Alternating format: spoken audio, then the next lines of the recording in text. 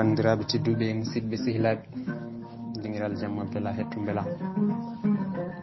en garti ha hande jokkude ɗo Darul Hammadi Souleyka nder deftere ñawore nde mawɗo men Bacca Ba tawi ñandene en garino ha caggal hutba juma mo ceerno Aliou Racine Kane wanno haɓe nodda to commandant to e no ɓe gartirno ko ɗon goppirnoɗen ɗum noon koye ɗum jiɗɗen jokkude so Allah jaaɓi tawi eɗen naata ɗo e Saare Faye kikiɗo kirɗo seeɗa naangi ina naata ene mudde pundi ina ruuya kammo ina furɗi weeyo ngo ina heewi hendu ina yaadi leydi waɗi ɗum ko jawdi wuro fof naata ni jobde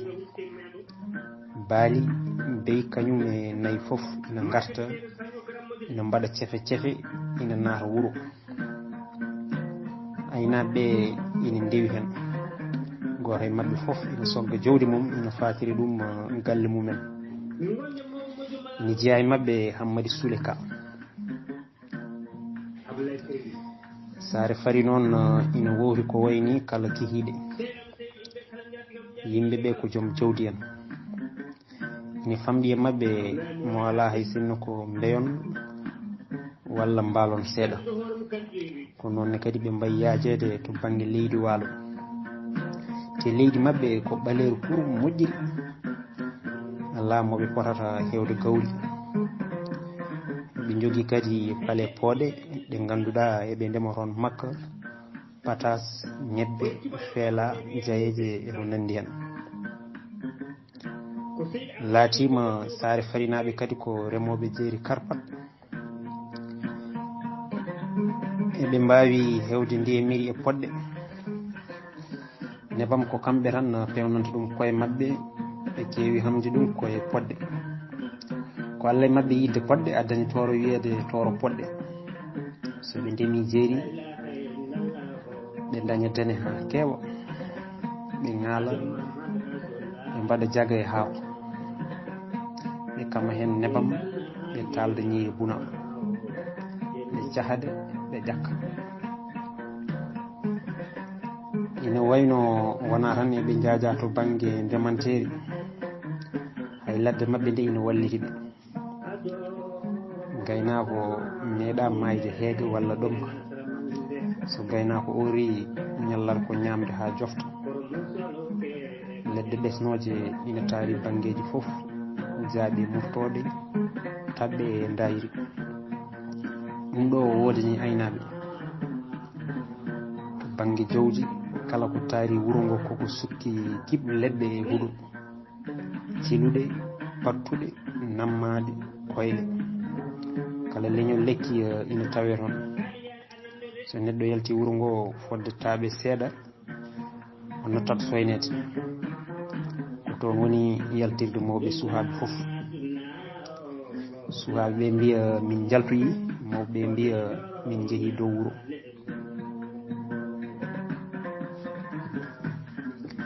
Saare Fari kadi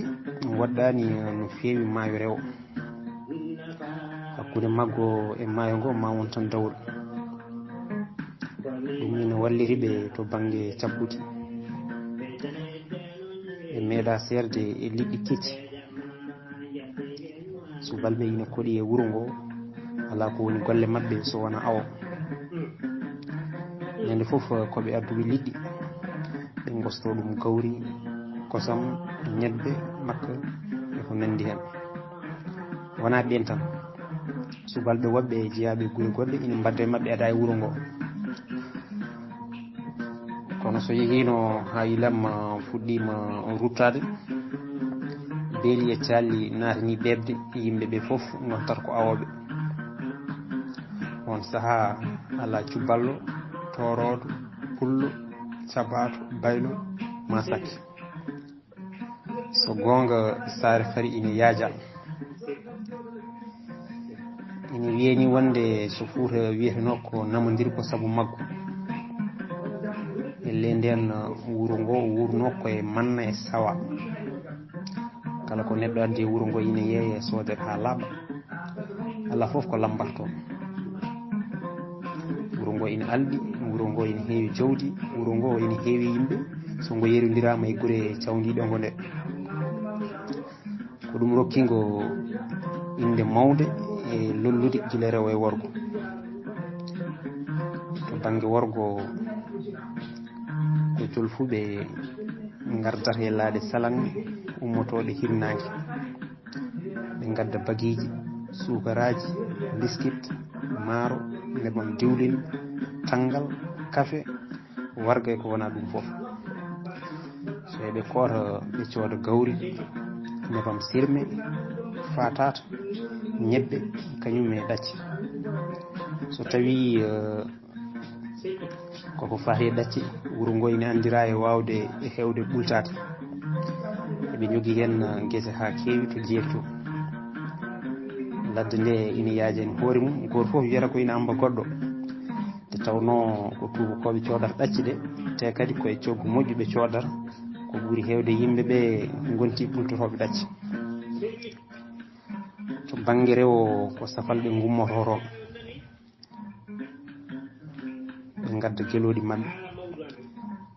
ɓe ndimdaɗi lamɗam haaɗi tedda wondude e sukara warga lahi tamoroje kañum e melesaji so eɓe koota ɓe cooda gawri makka ɗacce eñe maaro e ko wona ɗum safalɓe noon joni ina puɗɗo hewde saare fari ina wayno koɓe dañata ɗo ko ala to ɓe dañata ɗum banggue goɗɗo te kadi ko noon ɓe mbayi hewde sehilaɓe e jaatigueɓe wuuro ngo so ɓe gari ɓe jippinti ɓe ñammine ɓe jarne hay hunde kamɓe ɓe pertako eɓe gandira wonde ala koɓe ballitta jaatigueɓe mabɓe so wona innali Allah e durtatade deftere mum nde so ɓe jippima neɗɗo hay atay ko on soodata waɗantaɓe tufon ko on ala ko haali noon kam hirande bottari walla kasitari yimɓeɓe ene kewi wiide cafaro so wona ko heeɓima ala ko heɓoto e mum ɗum ɗon foof e waade noon yimɓeɓe ina jokki jippindeɓe ha tengti noon e galle kan hande ɓeɗo ina korsiniɓe sanne gati ɓe mbiyata ɓen ko julɓe noɓe mbayi waade foof koɓe julɓe wona tan ni koɓe julɓe kono kadi koɓe arabeɓe ko kamɓe jeeyi diine wone mabɓe ni ko sarifaɓe laktuɓe ceer jokkiɓe nelaɗo ɓurɗo e windere ɓuuri e ajami e arab nden noon kala koɓe mbawi wadde kala noɓe mbawi waade teddinɓe wona tan ina hani kono kay koko waɗɗi e dendagal julɓe kala ɗoɓe mbawi wonde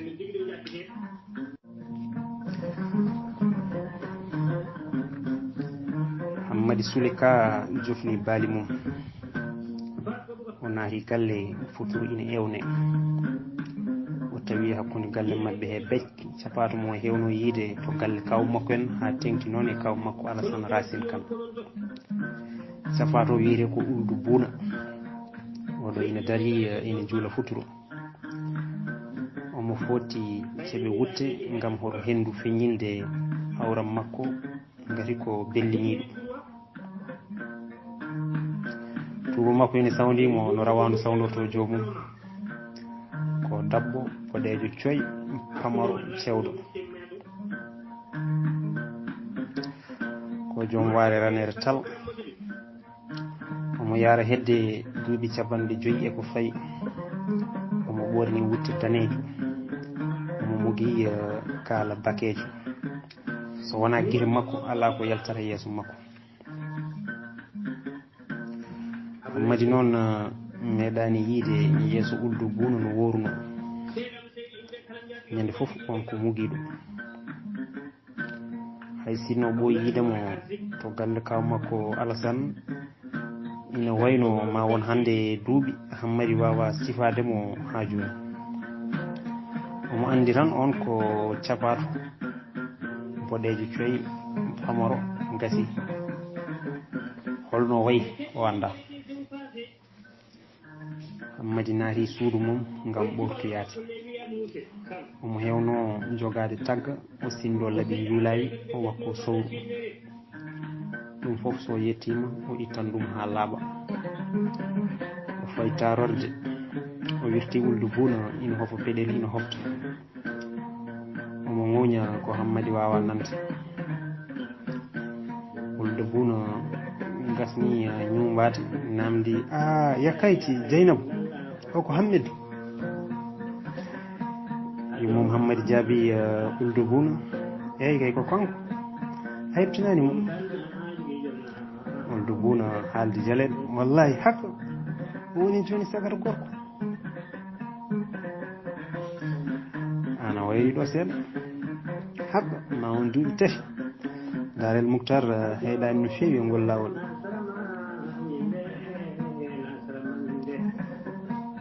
min cikkanno ka jaaɗo guri goɗɗe e nder rewo.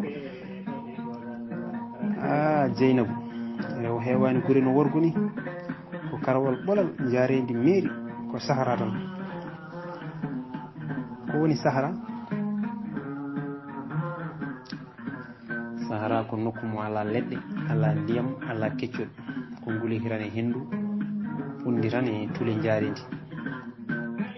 Yakkayti Sahara welani hodde. Hammadi yalti tarorde wari e Wuldu Buuna o rokki on jungo. Hammedou labas yakkal bache. Hammadi salmiri mawɗum jam tan o jokki kono kaw Buuna min mi wiyataki noon Hammedou mbiremi ko Hammadi. Yakkayti ko gotum so tawi a woni to amen ko Hammedou min noddirtuma. Hammadi yewhi o fayi to suudu makko o addi bottari makko o jooɗima sara nene makko on jooɗino koye dow dindere mum omo werti hen leeso bali omo hucciri funnaki. Hammadi hippiri bottari mum o tawi hande ko ñiiri Buuna o sooɗima juuɗe makko ɗiɗi ha laaɓi o jaggi e lalal ñiiri ndi o ñorti yum makko ummi fayi defirde omo ɓagguno toon fandu sirmi sara fayande o addi fandu o sawdini ɓiyo. Hammadi weeri ñiiri o waɗi hen nebam ɗam o fuɗɗima ñamde caggal nde o wi kaw Buuna ar gottoɗen. mi haari Hammedou mi wottima galle kaw mayno.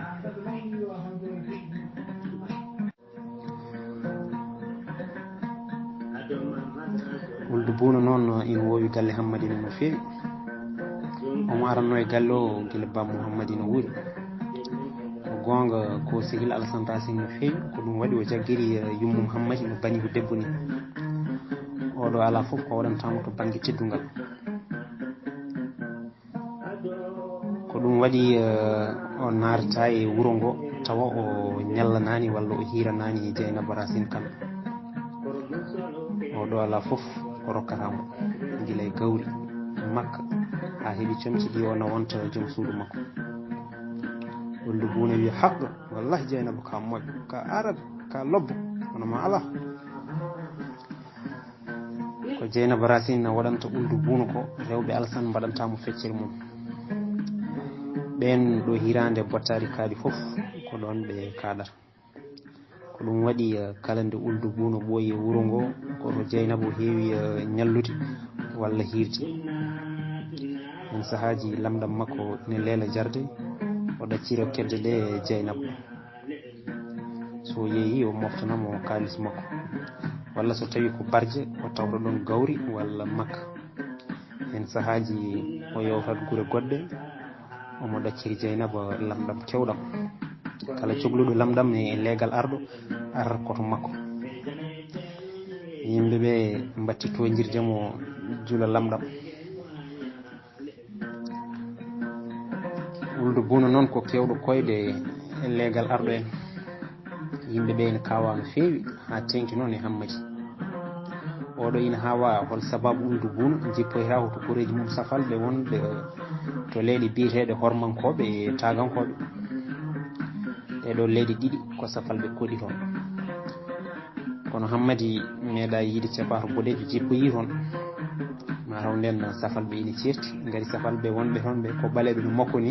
no yimɓe wuro ngo ni kono safal ɓe aroɓe ɓe ko waɗeɓe coy kono noon hay sinno ɓe jiidani nguru ko kamɓe kam jiiti ɗemgal kamɓe fof ɓe kalat ko saforore so neɗɗo cippaki koreji mum yahani to koreji mum jokkodirani e koreji mum wonko woni ɗon joye jo fof madina yiɗa namdade uldu buna kono omo hersamo hen gotol namdi yummakko jeyni boyi an kam holko waɗi kaw buna yahata to hormankoɓe walla tagankoɓe beele wona kamɓe fof koɓe safal kamɓe fof koɓe safalɓe kay kono hormankoɓe tagankoɓe ko hardaneji holko woni hardaneji hardani ko maccuɗo capato maccuɗo cawa maccuɗo kay ma halfa te mi yiyani hay goto moyni wiya ko kañum halfiɓe hono no siri en ni walla galle baba malalen ni ɓe kalfaka de kono wiyama koɓe maccuɓe yummakko ne anda ko addi hormankoɓe e tagankoɓe wuuro ngo te hirande foof eɓe ɓeydo hewde ñalawma goto o namdi uldu buna e buna aɗa andi goto e hormankoɓe walla tagankoɓe uldu buna heɓɓi rewi haggo mi andi goto ko ɓooyi o ummi ko rewo to woɗɗi kono haggo o yiiɗa yiide eyyi ko waɗi ɗum uldu buna futtini Dieynaba Guity elle kulɗo haggo mi anda komi andi ko dogɗo kilifa makko ko ɗum waɗi yakkayti o yiiɗa yiide o yiiɗani yiide hay goto capato Dieynaba haali wondude jaleɗe nden ko taƴo ɓooki kankone o jali kono jaleɗe ɗe ɓendani hagga kamɓe ɓe foof koɓe taƴɓe ɓoggi ɓe ngari ɗo Dieynaba jokki kadi koɓe mooliɓe ɗo hagga kono wona lawol sharia maccuɗo dogɗo so maayi nata jenggo ko Allah haali ɗum e deftere mum namno ceerno Aliou Racine Kane kono hay goto e sernaɓe ɓe haalani mabɓe hunde yakkayti ɓe cuusa saabu joni ko tubakoɓe laami ɓeɗo jaɓata hay goto halfa goɗɗo so wona kamɓe ko kamɓe tan no kalfata tubakoɓe ɓe jettima to mun to hagga mine toon kono tomin koɗi to ɓe kewani toon koyɗe no fewi ɓe kewani arde to amen hardaneji ina to amen to ha kewi ñalawma talata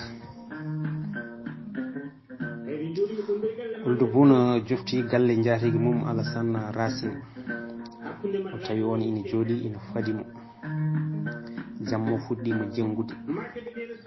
feccere jamma ñibbere kunus kamɓe tan ɗiɗo eɓe jooɗi hakkude galle eɓe jewta Alassane woni haaldude sehil mum e buna ana hiiri to ban debbo koy hagga mi hiiri toon Dieynaba ko moƴƴo ko lobbo o wi tan ko yomi jooɗo min jawa Alassane heɓɓiri wi joni noon holno mbaɗaten ngol ɗo lawol noon kam mi yiiɗa ɗum wasa wonde uldu buna wi hagga ngol lawol wonata so Allah jaaɓi Alassane wimo mbiɗa mande jiɗɗa ruttade o heɓɓiri o wi mi waynoto janggo mi yawta mi faya koyle mami won toon balɗe tati mi ƴeewa hande ko aljuma ñande talata hedde takkusan less eɗen mbawi fottude wande baaɗi ala talata moƴƴani waɗaka batte talata ko nasande hay goto ɗannata ko talata hay goto fewjata hunde talata e amen kala ko fewja e talata koko bonata koko firtoto hay goto ɗannata ko talata hay goto dawata guesa mum talata ƴeewen ñalawma goɗɗo uldu buni heɓɓiri wi kono yahayti mi haaldi e safalɓe woɗɓe hami gasni komin fewjuɓe yaadude mi wawa firtude te mi wawa yaade goto Sandra Sine heɓɓirimo wi nden noon ɗaccu ha gongol Oumou Bouna wi komin eggoɓe so wonani ngol lawol mi sikkani so ina jogori wonde sababu min jahaɓe rewo to woɗɗe haqqa te Hamidou so ɓuuri ɗo o weɓata nangude haqqa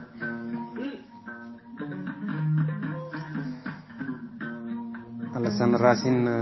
jaaɓi ñalawma talata o kono ɓernde deeƴani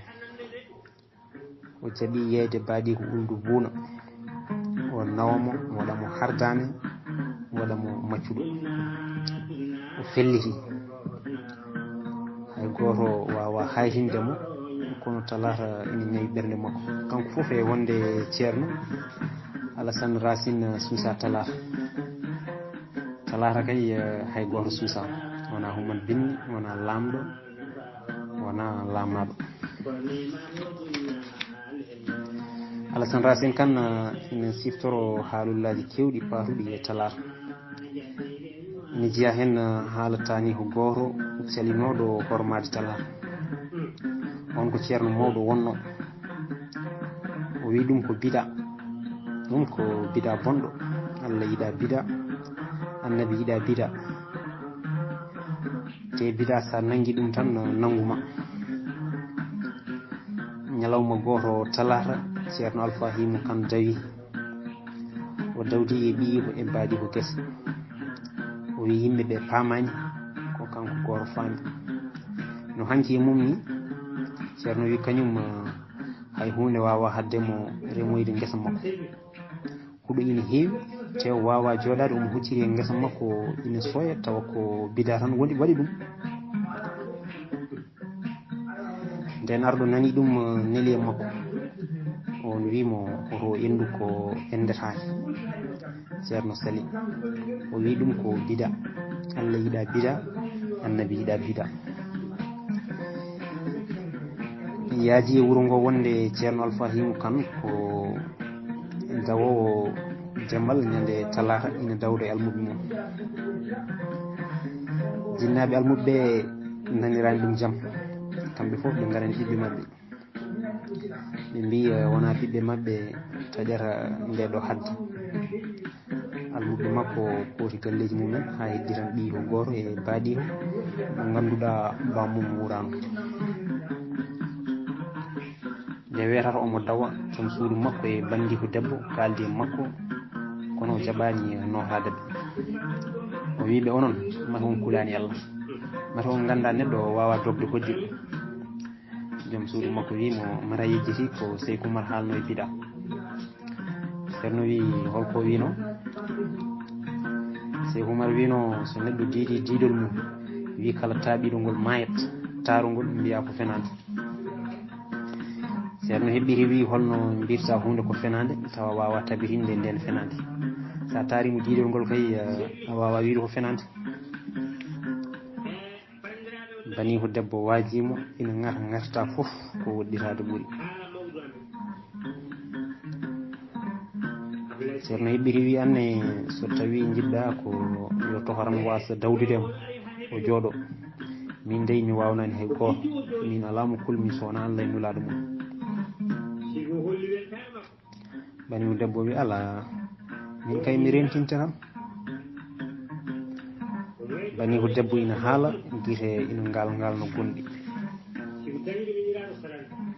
eɓe jooɗino hakkude galle caggal juldeɓe gueeƴe ceerno Alpha Himo kan ummi o ɗacci ɗon joom suudu makko e mawni ko debbo omo joguiti wonde ko kanko ɓuuri yimɓeɓe foof famde diine o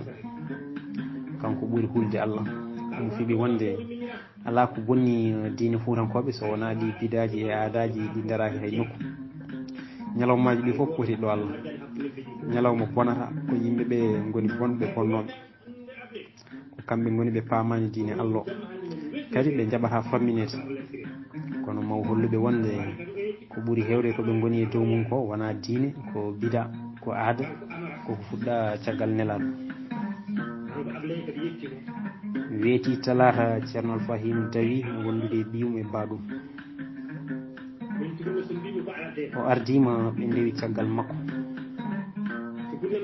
o ɗacci bojji caggal joom suudu makko mawni ko debbo ndewni ɓe guite haɓe jalti wuro ko nden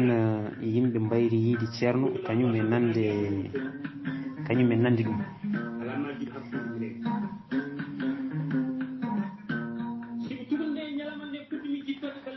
ha hande hay goto anda to ceerno Alfahima wattini hay goto anda ko heeɓi ceerno eɓe wonduno won wiɓe kadi ko sereraɓe wontoɓe pobbi kono mbolkoldu conguiɗi heddiɓe mbi ko safalɓe mbaɗi ceerno Alfahima ɓe gujji ɓe yi koye baadi ko haalullaji keewi kono hay goto yenanaka hay goto laaɓaka noon bandiraɓe tedduɓe musidɓe sehilaɓe Allah jarama on jarama